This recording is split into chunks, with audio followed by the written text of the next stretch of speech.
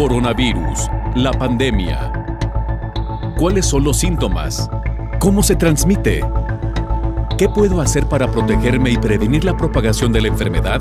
Nuevo padecimiento que ha encendido las alarmas de los sistemas de salud. Coronavirus, la pandemia.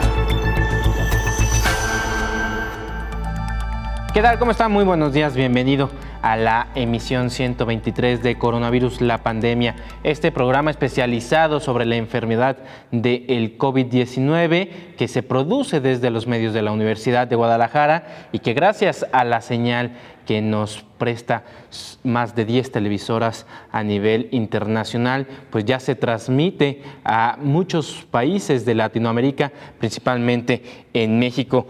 Le dejamos los medios de contacto para que usted nos haga preguntas, comentarios, sugerencias. Es el WhatsApp en el 33 22 42 06 90. También nos puede dejar sus mensajes en las redes sociales. Canal 44 TV nos puede encontrar en Facebook y Twitter. Sin más preámbulo, también saludo, por supuesto, a toda la comunidad que se está enlazando a través de cualquiera de las emisoras de la red Radio Universidad de Guadalajara. Déjeme decirle que el día de hoy, en este programa del jueves, vamos a abordar el tema del diagnóstico y los riesgos para personas embarazadas y también para la población infantil con obesidad. Vamos a conocer los países de América Latina que comienzan a reportar datos de muerte materna por COVID-19. También el embarazo representa más posibilidades de ser hospitalizado por contraer COVID-19 y un nuevo estudio confirma que los niños resisten más al COVID-19.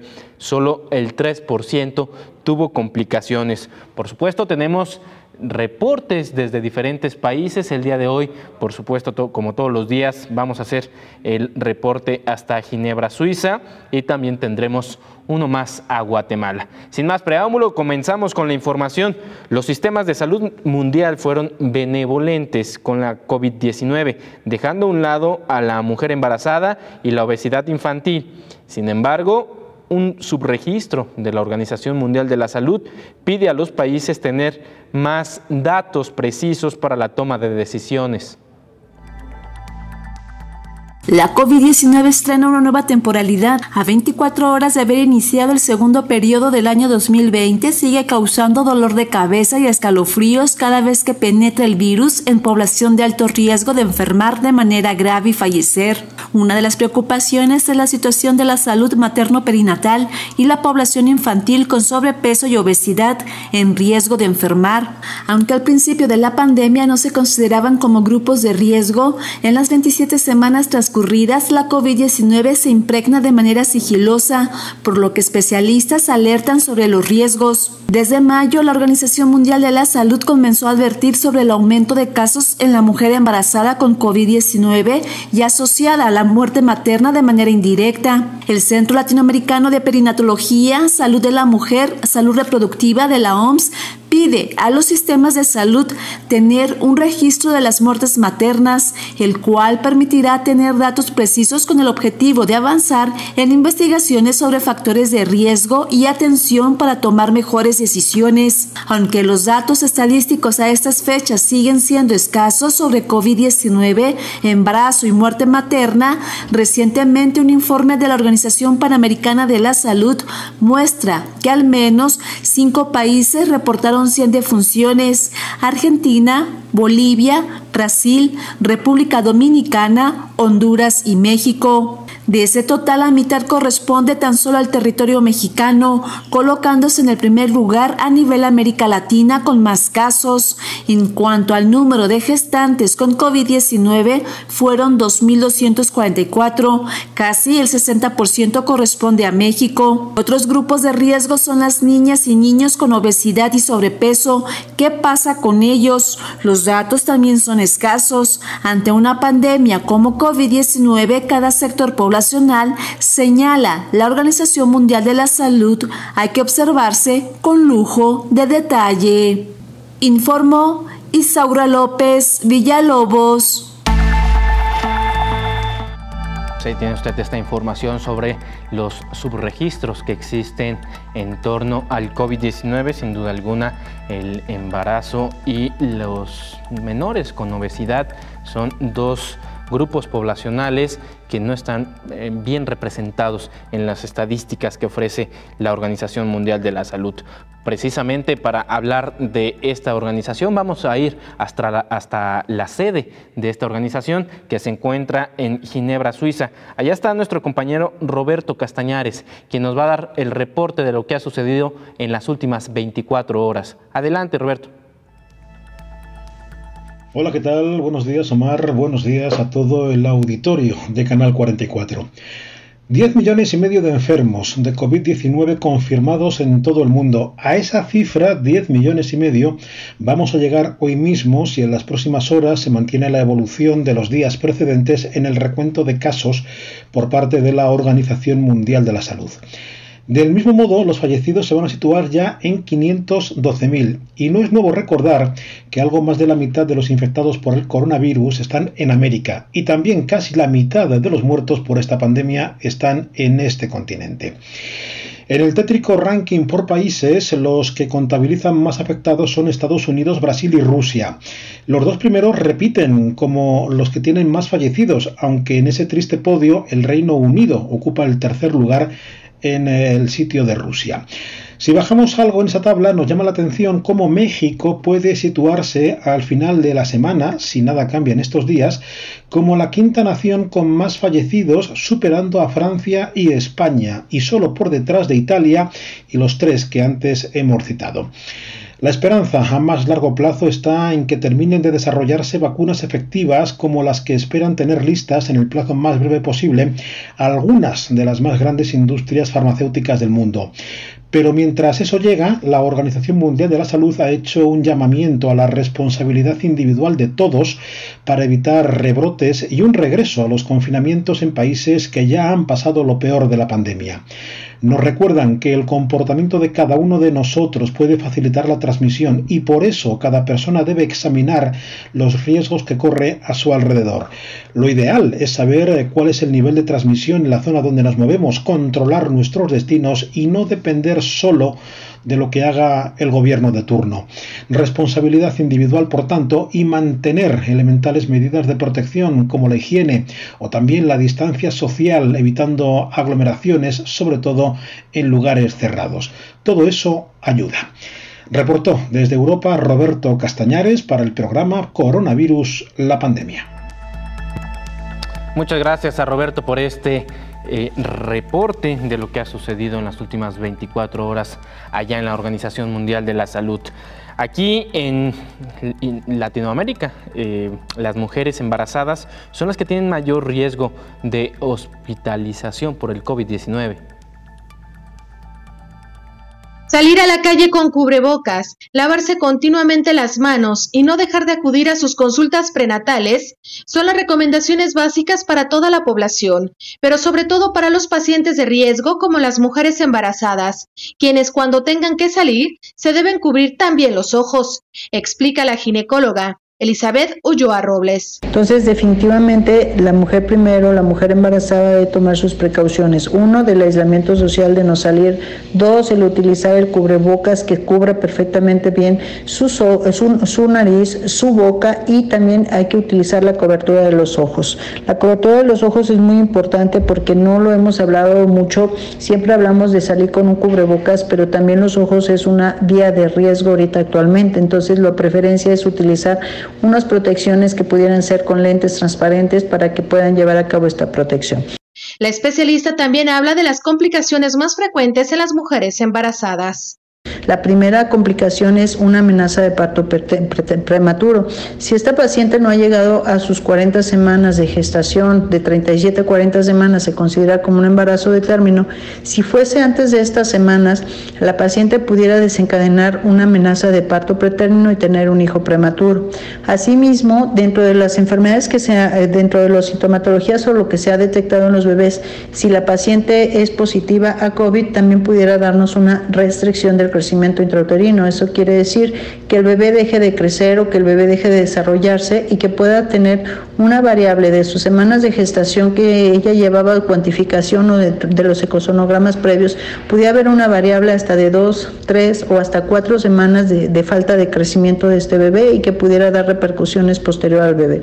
Ulloa Robles habla de las decisiones que se pueden tomar cuando la mujer embarazada se encuentra grave con COVID-19. ¿Cómo se resuelve el embarazo? No hay un mecanismo o no hay una forma de que por ser portadora de una enfermedad de COVID tenga que terminar su embarazo. Aquí todo va en relación del estado de salud de la madre o el deterioro de la madre y el estado de salud del bebé. Si estamos hablando de un bebé pequeño, estamos hablando del primer trimestre de embarazo o del segundo trimestre de embarazo, si la paciente tiene una buena respuesta a esta enfermedad, no hay una necesidad de tener que hacer una interrupción del embarazo. Solamente la interrupción del embarazo se debe de tomar en cuenta en relación al estado de salud de la mamá y del estado de salud del bebé. Reiteró que la lactancia materna no debe ser interrumpida, aunque la madre tenga COVID-19. Hasta el momento no se ha notificado que exista coronavirus en la leche materna. Ya nace el bebé, si el bebé está en condiciones de poderse amamantar, la mujer está en condiciones de poder otorgar la vía lactancia, a condiciones de su estado de salud de ella, no se interrumpe o no está prohibida la lactancia. La lactancia materna se puede otorgar sin ningún problema durante este proceso después de haber nacido el bebé. Incluso recordó que la leche materna es una excelente vacuna, dota de los anticuerpos que necesita el bebé. Informó Rocío López Fonseca. Lamentablemente hay países ya en América Latina que comienzan a reportar datos de muerte materna con COVID-19.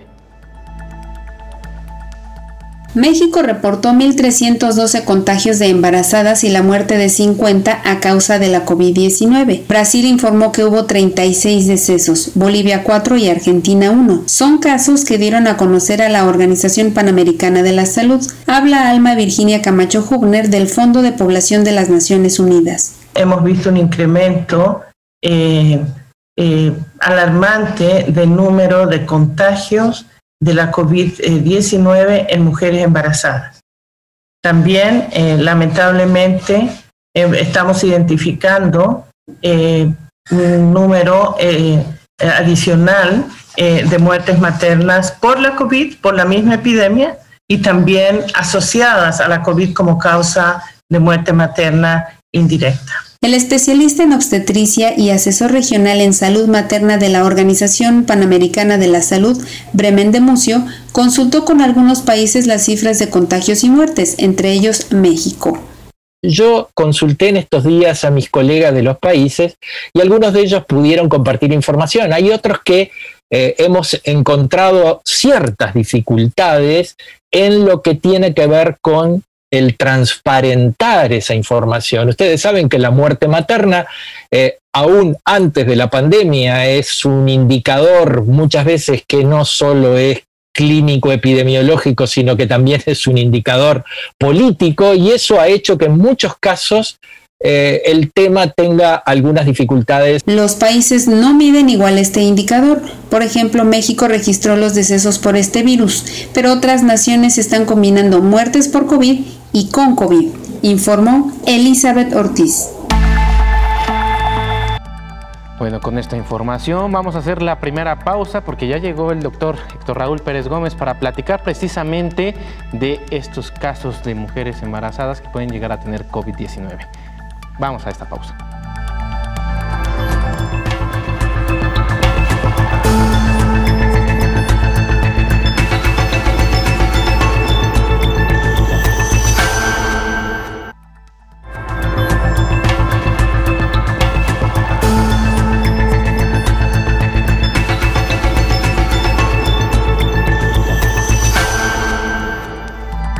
Continuamos en Coronavirus, la pandemia. Saludo a nuestro doctor de cabecera, doctor Héctor Raúl Pérez Gómez, infectólogo por la Universidad de Guadalajara y quien nos ayudará a abordar este tema del embarazo y el COVID-19. Doctor, muy buenos días, ¿cómo está? Buen día. ¿Qué tal, Omar? Qué gusto saludarte. Platíquenos cuáles son los riesgos que tienen las mujeres embarazadas que llegan a contraer esta enfermedad.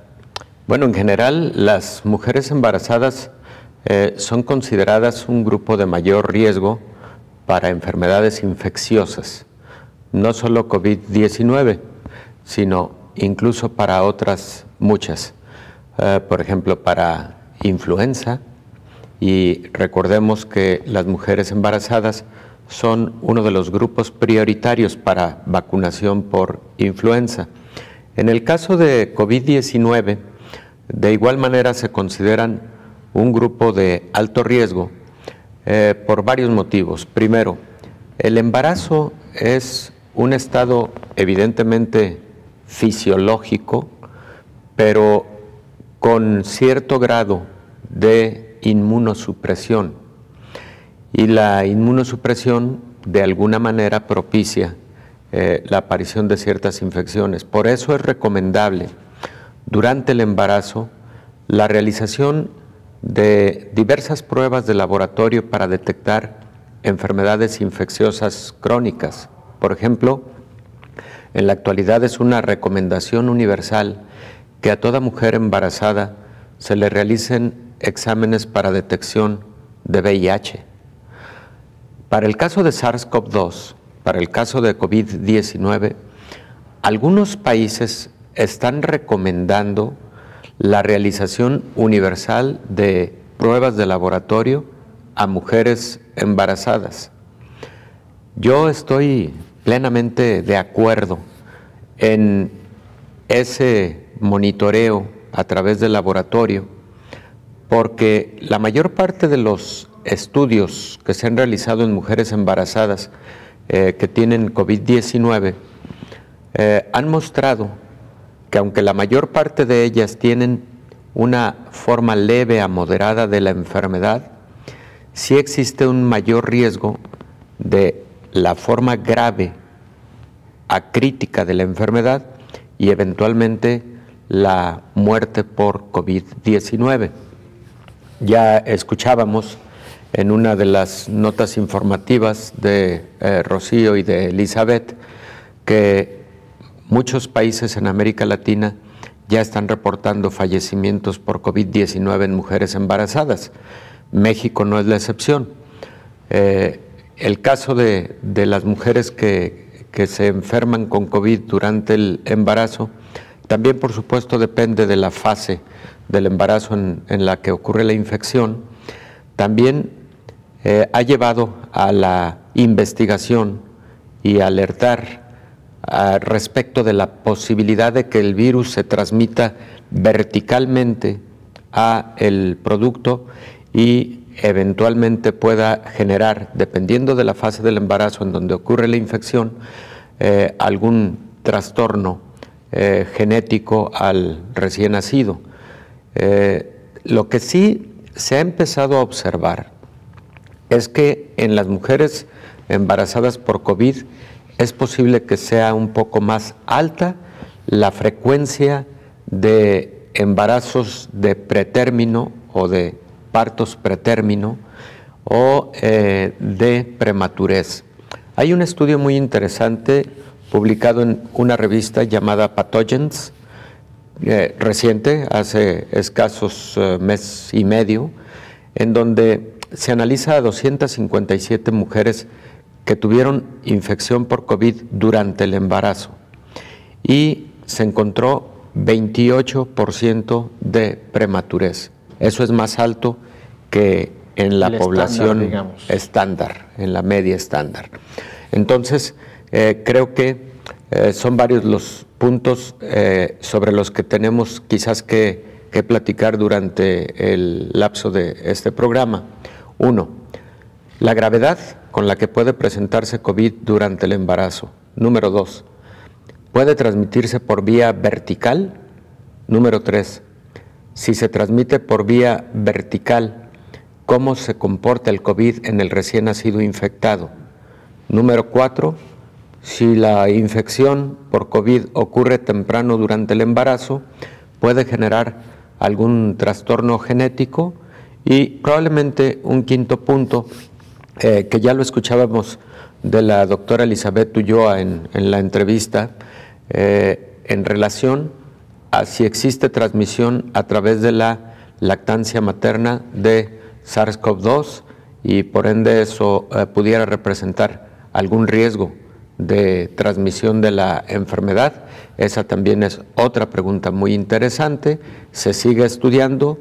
En general, no se ha encontrado el virus en leche materna y se considera en general segura la lactancia materna, evidentemente con las debidas protecciones respiratorias, pero si es que el caso es un caso activo, ¿no? Claro. Pero en general no se ha encontrado mayor riesgo de transmisión a través de la lactancia materna. Doctor, ¿la mujer embarazada puede cursar la enfermedad de manera asintomática? Sí, también, por supuesto. Se ha encontrado hasta un porcentaje de 14 a 16% de mujeres embarazadas que cursan asintomático la enfermedad de COVID-19. ¿Qué factores de riesgo representa una mujer embarazada, además de su estado gestacional, que puede llegar a convertirse de manera pues grave, ¿no? O puede tener un compromiso fetal? Mira, por ejemplo, en este estudio de 257 mujeres, solo hubo un fallecimiento. Esto representa mucho menos letalidad que la letalidad general a nivel mundial, que sabemos es una letalidad que oscila entre el 5 y el 6%.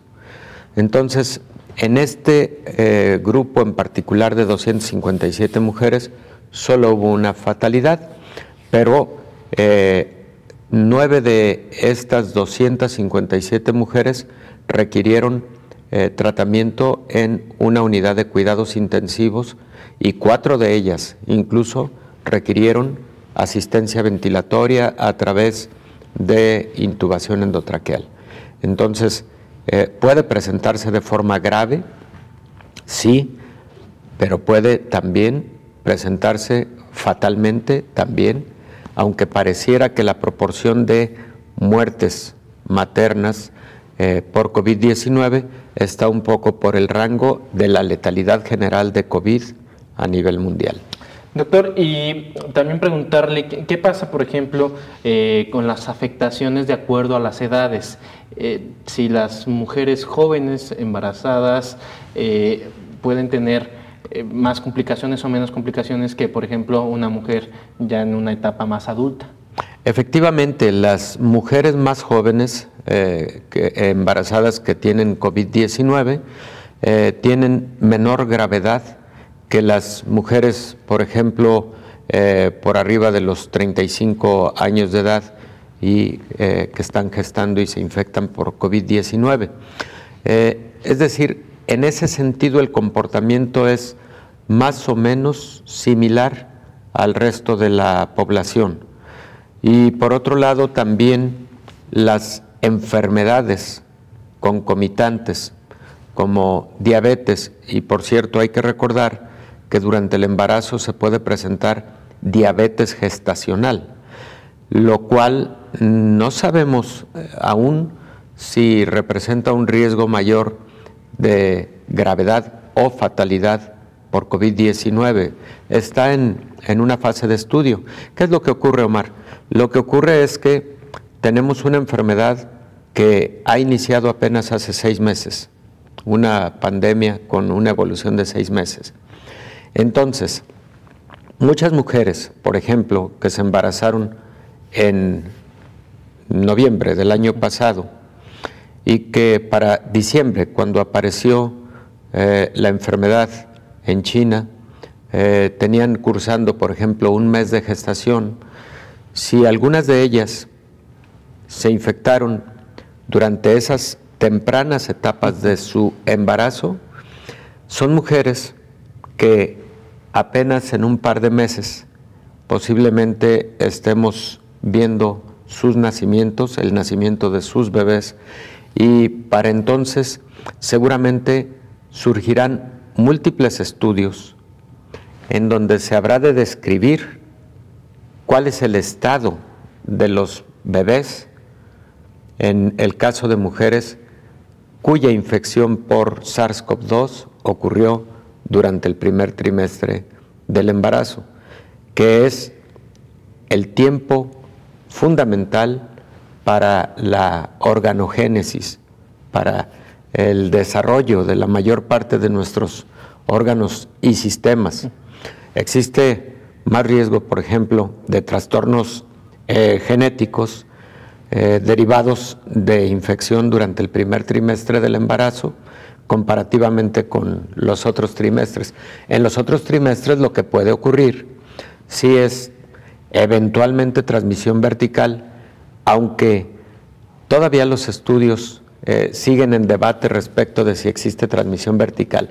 Han sido muy pocos los casos en donde aparentemente ha ocurrido transmisión vertical. Es decir, que la madre transmita el virus al producto. Al producto, ¿no? Sí. Doctor, déjeme retomar una cosa que dijo hace unos momentos, y es la diabetes gestacional. Sí. Para la población que no sabe qué es esta enfermedad, de qué se trata y cómo podría estarse o estar afectando a una persona con la enfermedad de la COVID-19. Bueno, la diabetes gestacional es una forma de diabetes que se presenta durante el embarazo. Existen diversas hipótesis con relación a por qué se puede presentar diabetes gestacional y también otros muchos estudios que perfectamente han demostrado que existe la predisposición genética para diabetes gestacional. Pero durante el embarazo ocurre la liberación de una serie de hormonas que tienen de alguna manera antagonismo funcional con la insulina. Y al tener ese antagonismo funcional con la insulina, entonces es que se presenta diabetes. Recordemos que la insulina es la hormona que propicia la adecuada entrada de la glucosa a la célula. Y particularmente en el embarazo existe incremento de peso corporal. En aquellas mujeres en donde el incremento de peso corporal está además fuera de los rangos fisiológicos y en donde existe además obesidad relacionada con el embarazo, existe mayor riesgo de diabetes gestacional, porque ahí juega un papel fundamental el tejido adiposo. El tejido adiposo que tiene las células adiposas, particular resistencia a la actividad de la insulina. Entonces se suman dos factores. Se suma el factor obesidad con resistencia a la insulina y se suma el factor de la inhibición funcional de la insulina por ciertas hormonas producidas durante el embarazo. Doctor, después de la pausa le voy a preguntar cuáles serían las recomendaciones para las personas que se acaban de dar cuenta de que están embarazadas y cómo hacer acciones o actos que prevengan el COVID-19 y qué hacer si una vez que las diagnostican, qué paso seguir para estar cuidando. Con gusto. Vamos a una pausa y nosotros continuamos aquí en Coronavirus, la pandemia.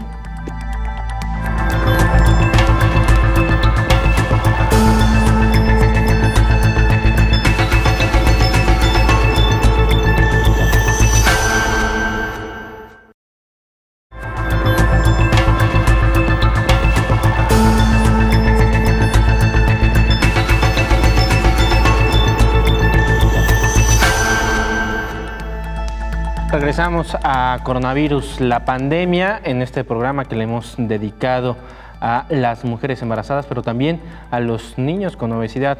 En unos momentos más vamos a tener una entrevista con un pediatra, el doctor Pedro Martínez Arce, pero antes de eso, déjeme decirle que el embarazo representa hasta 5 veces más posibilidades de ser hospitalizada por contraer COVID-19.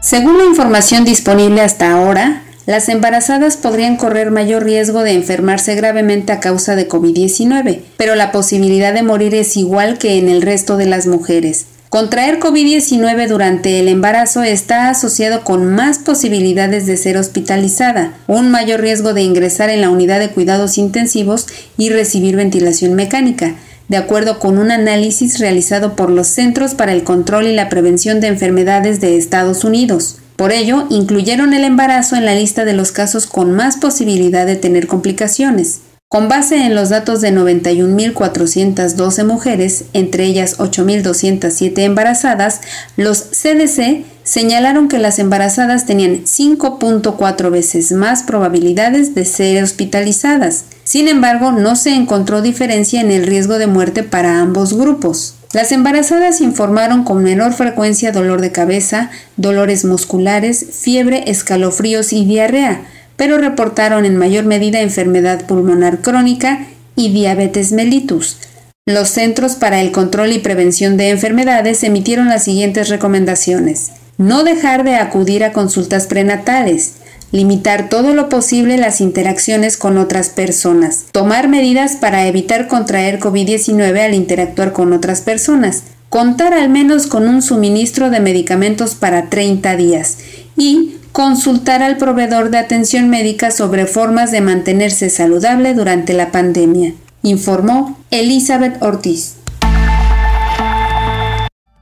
Con esta información, yo saludo esta mañana al doctor Pedro Martínez Arce, quien es infectólogo pediatra también de esta casa de estudios. ¿Cómo está? Muy buen día. Hola, ¿qué tal? Buen día. A ver, platíquenos lo que ustedes han podido encontrar con los niños que padecen COVID-19. Nos cuestionábamos sobre todo los niños que padecen obesidad. ¿Qué complicaciones puede tener un menor con COVID-19 y con obesidad? Bueno, no es diferente a lo que podría suceder con otras enfermedades virales. Recordemos, a final de cuentas, COVID es un agente viral y sabemos que el paciente obeso, y el niño no es la excepción, tiene más frecuentemente disfunción respiratoria. Básicamente, entre otras causas, puede ser porque los mismos mecanismos respiratorios en el niño obeso son más comprometidos. Habitualmente tienen mayor resistencia a los flujos de aire en las vías respiratorias. En ellos es más comprometidos los intercambios de gases para, por llamarlo de alguna manera, purificar ese CO2 o dióxido de carbono. Los volúmenes incluso de los pulmones en el obeso son más pequeñitos y los músculos respiratorios son mucho más flácidos, por lo cual los hace menos competentes, entre otras cosas. Claro, preguntarte, sabemos que en el caso de los niños no es una población muy vulnerable para el COVID-19, no hay muchos casos que se estén reportando a nivel mundial, pero en el caso de las personas, de los niños que sí se están reportando, ¿cuáles podrían ser estas características? En particular de los niños que se están afectando de COVID, ¿es la pregunta? Sí. Sí, básicamente lo que hemos sabido es que son más proclives aquellos pacientes que tienen enfermedades crónicas, como diabéticos, insuficientes renales, con enfermedades hepáticas crónicas, aquellos pacientes que tienen enfermedades pulmonares crónicas, hasta entre una de ellas, no es la única, o bien pacientes que tienen cáncer y que están en tratamiento además para sus enfermedades de base, entre otros. ¿Ustedes han podido detectar esta transmisión vertical de la madre al producto? No, de hecho la evidencia que tenemos hasta este momento es muy pobre de transmisión vertical. Si mal no recuerdo, a nivel global hay un solo caso, entre comillas, confirmado, y que se ha discutido mucho por el momento en que se confirmó el diagnóstico, y básicamente todos los pacientes recién nacidos que han tenido pruebas positivas la han adquirido básicamente en el hospital o de madres positivas, básicamente de sus madres positivas. En el caso específico de los niños, ¿podríamos decir algunas cualidades o algún perfil de cuáles podrían ser los niños que se están enfermando de COVID-19? No, en realidad no hay uno muy preciso que no sean las que ya les comenté. niños con enfermedades debilitantes o enfermedades cardíacas o pulmonares en su mayoría. No son los únicos. Por supuesto que un niño está expuesto a un adulto y básicamente podría ser muy similares las proporciones. No hay mucho al respecto en este momento porque no son tantas las experiencias que se tienen a nivel global como para hacer de forma muy clara estos perfiles. Yo lo dejaría, básicamente son niños con alguna enfermedad debilitante. En el caso de las mujeres embarazadas, ¿cuáles podrían ser las medidas que tendrían que tomar durante la cuarentena en caso de dar positivo a COVID-19? La mujer embarazada, bueno, básicamente, de acuerdo a experiencias de otros países, depende también mucho la sintomatología. En el momento en que se sientan enfermas, tendrían que acudir a hacérsele las pruebas. No necesariamente esto implica que se tienen que hospitalizar. Habrá que recordar que muchos pacientes tienen enfermedades leves y se pueden, por lo tanto, manejar en casa, pero en comunicación con los expertos en esa disciplina para que la vayan guiando en la evolución y, por supuesto, que acuda al hospital si la necesidad es inminente. Una vez que su bebé nace, puede tener al bebé, pero con todas las medidas de restricción, el uso de mascarilla, el aseo del seno materno antes de ofrecerlo, si va a ser el caso, y depende mucho también el grado de afección de la madre, porque incluso sí pueden ser separados si la condición de la madre es delicada. ¿Qué riesgo representa la pérdida fetal o incluso el aborto espontáneo en el caso de las madres embarazadas que den positivo a COVID-19? Es una posibilidad. De hecho, las series más grandes al respecto, si mal no recuerdo, son las chinas. Los pacientes sí tuvieron más partos prematuros cuando fueron positivas, pero en términos generales, a pesar de esto, sí les fue bien por la atención que tuvieron con los neonatólogos y sí hubo, aunque en un número muy reducido, pérdidas del producto. Quisiera preguntarle también, en el caso de los menores, de los infantes, de los niños, los casos de COVID-19 que han llegado a hospitalizarse, ¿han sido leves, moderados, críticos? ¿Tienen conocimiento de esto? Sí, mira, los niños que por lo menos al Hospital Civil Antiguo Fray Antonio Caldo han llegado, han sido niños que han llenado muchas veces las definiciones operacionales del caso y algunos de ellos han llegado graves.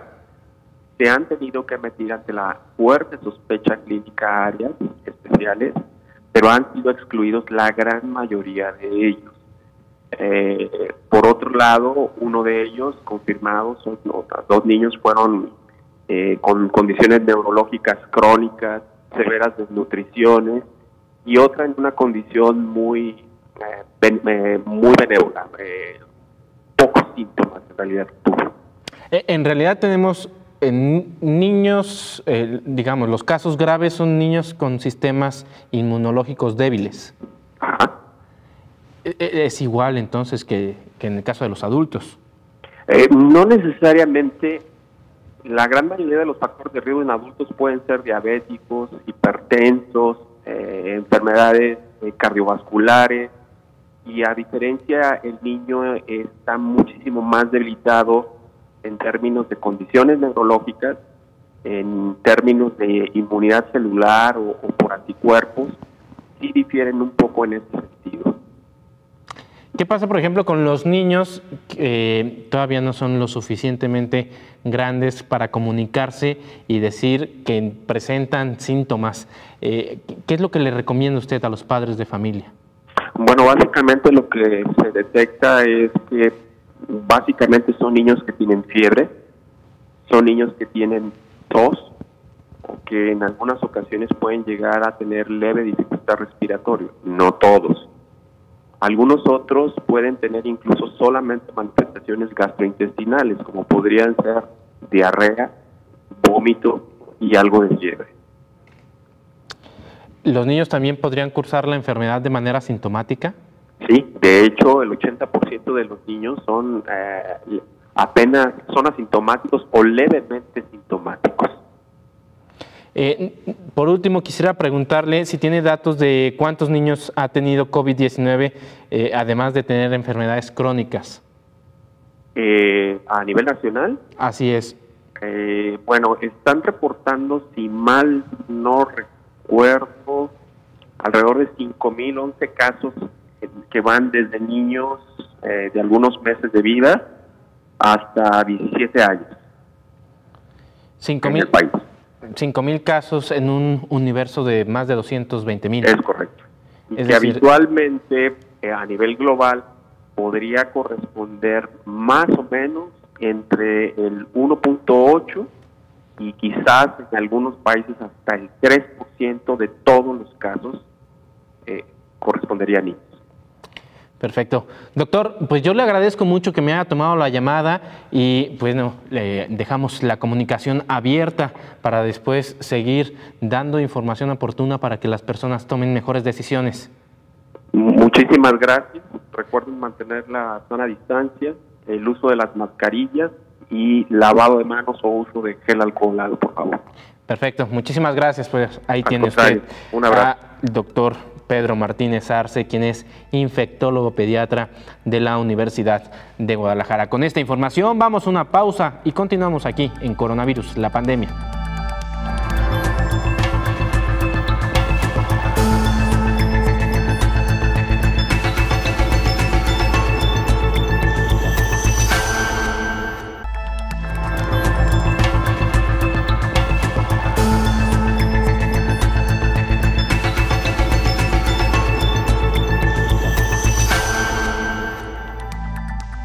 Regresamos a Coronavirus, la pandemia. Recuerde que este programa es una producción de la Universidad de Guadalajara, pero que gracias a las contribuciones que hacen diferentes televisoras es que nosotros podemos transmitir esta señal a través de diferentes plataformas, pero también de diferentes emisoras. Este programa también se ve ya en 10 países de Latinoamérica. Por eso le agradezco a Javier Corleto de la Coordinación General de TVUSAC de la Universidad de San Carlos, esto en Guatemala, que me tome la llamada y que nos dé un reporte de lo que está sucediendo allá en Guatemala. Adelante, Javier, ¿cómo estás? Un saludo desde Ciudad de Guatemala. Al iniciar el mes de julio, la cifra en nuestro país es de 9.011 infectados, 14.961 casos activos, 3.231 recuperados y 817 fallecidos. La región más afectada es la central, compuesta por los departamentos de Guatemala, Zacatepeques y Chimaltenango, con el 74% de los casos. El gobierno de Guatemala ha hecho una serie de cambios y estrategias para mitigar la infección, pero ha sido difícil debido al crecimiento de las personas infectadas y los centros hospitaleros están llegando al límite de su capacidad. Se mantienen las medidas de confinamiento a fin de prevenir la propagación del virus. Se mantiene el toque de queda desde las 18 horas hasta las 5 horas del día siguiente. Los días domingos se encuentra cerrado el país y se ha adoptado por utilizar el número de placa de los automóviles en terminaciones pares o impares para circular en determinados días y así dividir el tráfico que se ha tornado muy fuerte, sobre todo en horario de inicio de toque de queda. Se continúa con las medidas de protección hacia los niños y personas de la tercera edad. El bono familia, aporte de 1,000 quetzales que el gobierno distribuyó a través de los registros de consumos de energía eléctrica, alcanzó el 1,000,000 de beneficiarios en su primera de 3 entregas.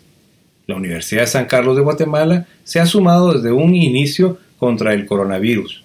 El laboratorio LARSA de esta universidad ha iniciado ya el proceso de pruebas de coronavirus COVID-19 con una capacidad para realizar 100 pruebas diagnósticas en 5 horas, con lo que se está apoyando al Laboratorio Nacional de Salud en el procesamiento de pruebas y así disminuir la espera de resultados. Abrazo a la distancia y que estén bien, amigos de Iberoamérica. Saludos. Pues ya ahí tiene usted lo que está ocurriendo en Guatemala. Un nuevo estudio confirma que los niños resisten más el COVID-19. Solo el 3% tiene complicaciones. Los niños de todas las edades pueden contagiarse del SARS-CoV-2, pero afortunadamente la mayoría de los pequeños afectados generalmente no se enferman con tanta gravedad como los adultos y algunos no presentan ningún síntoma, señala el pediatra Luis Gustavo Orozco Alatorre.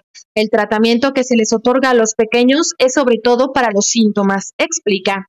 Y a los niños se les da, cuando se presenta con nosotros, un tratamiento que le decimos de sostén, de acuerdo a las manifestaciones clínicas que presente cada uno de ellos. Por ejemplo, si presenta padecimientos gastrointestinales como una diarrea severa, se le da el manejo de hidratación oral hasta que se logre una buena hidratación del paciente y una resolución del problema. Pero si las manifestaciones son del aparato respiratorio, también se maneja de acuerdo a la severidad del padecimiento y sobre todo asegurando que la oxigenación de los niños esté de manera apropiada, seguramente dando oxígeno suplementario y también terapia respiratoria.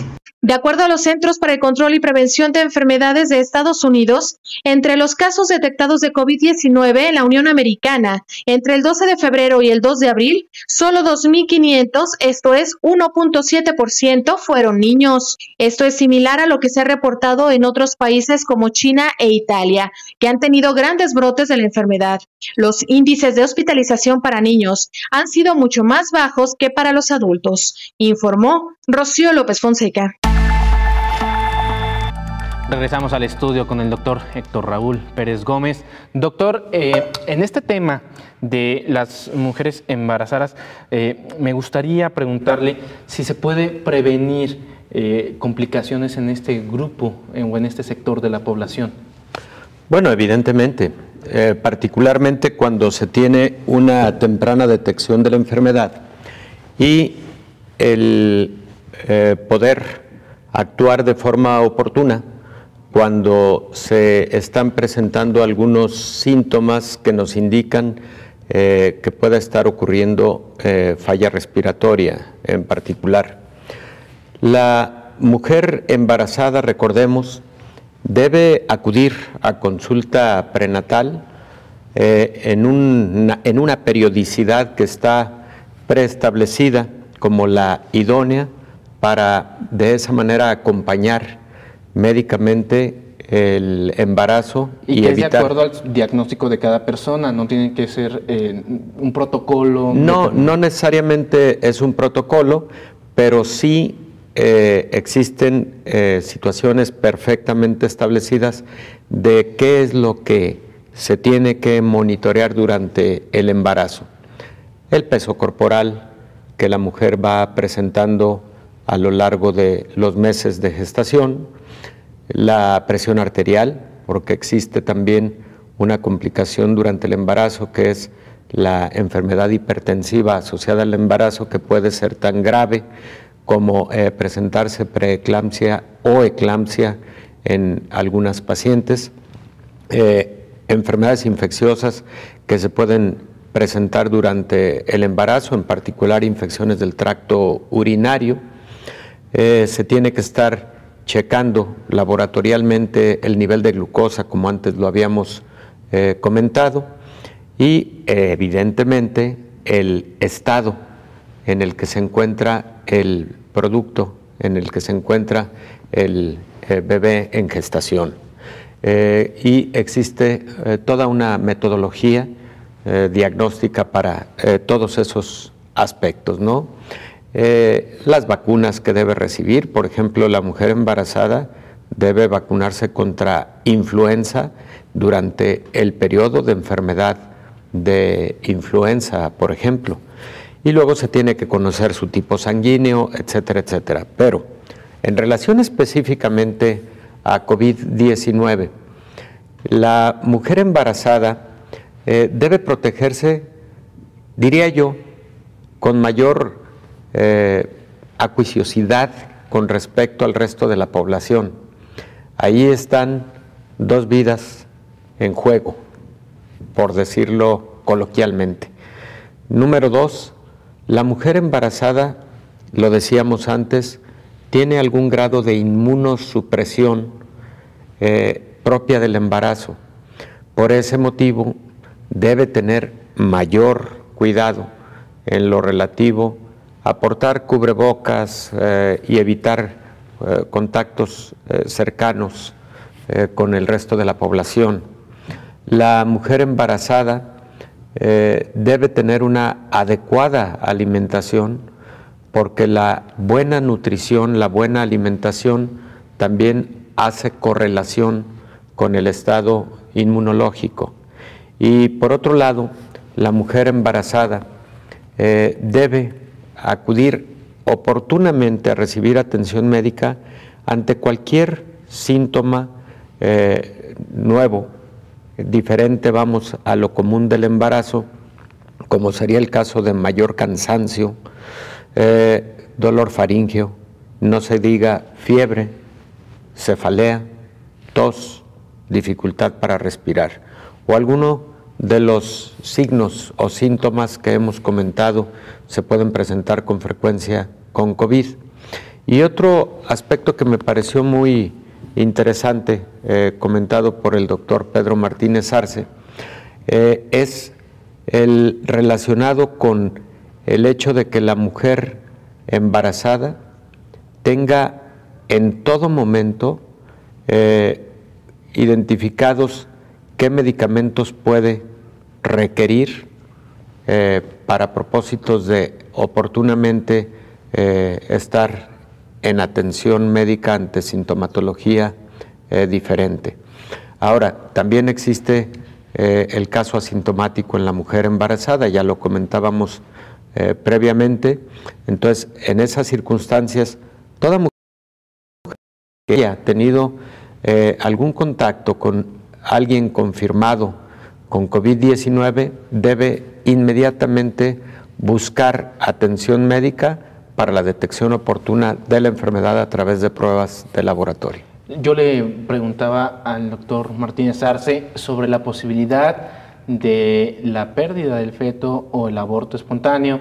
Él me decía que existe esta posibilidad, pero en caso de que nazca el bebé de cuya madre tiene o presentó COVID-19, ¿qué complicaciones podría tener el producto? Bueno, como comentábamos antes, Omar, las mujeres que pudieron haberse infectado durante el primer trimestre del embarazo, en vista de que esta es una enfermedad que apenas hace 6 meses y medio inicia en todo el mundo, son mujeres que apenas van a tener sus partos en próximos meses. Entonces, ahí es cuando vamos a identificar si existe alguna proporción mayor de trastornos genéticos o congénitos relacionados con una infección por COVID-19 durante el embarazo.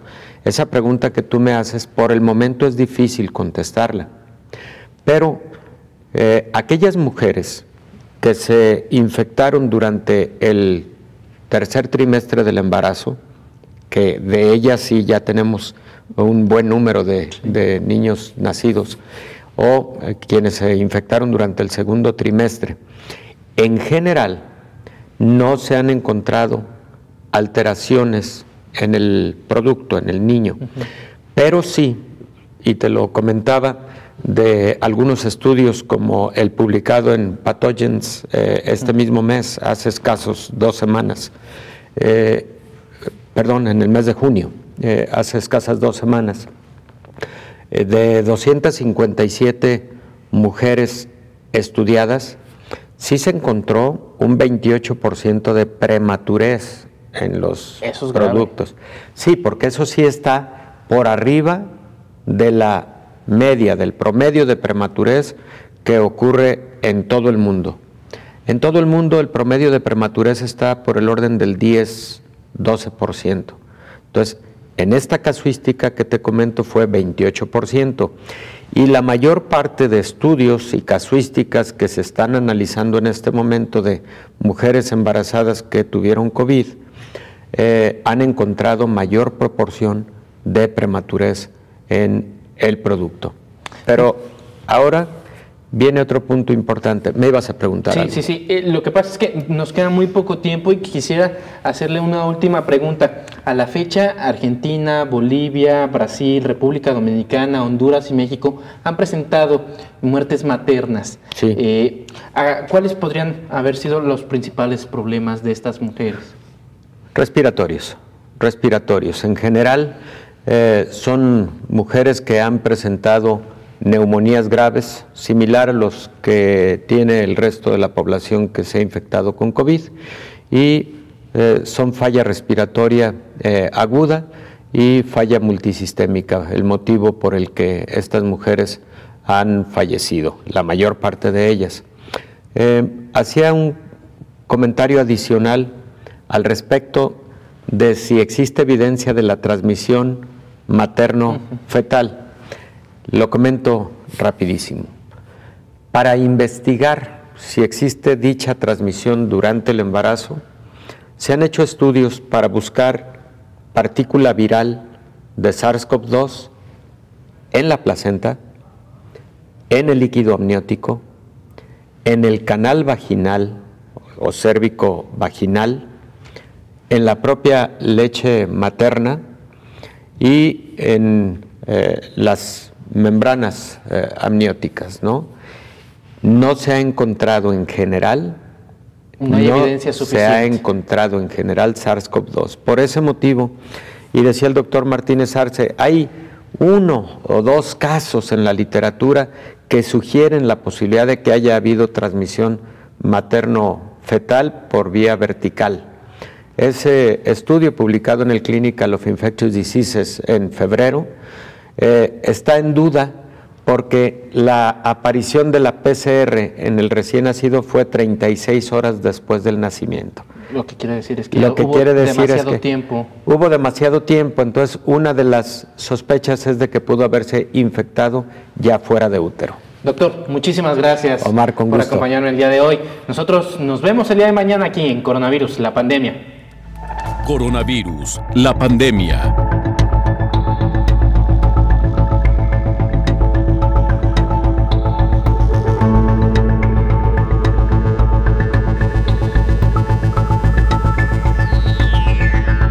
Coronavirus, la pandemia.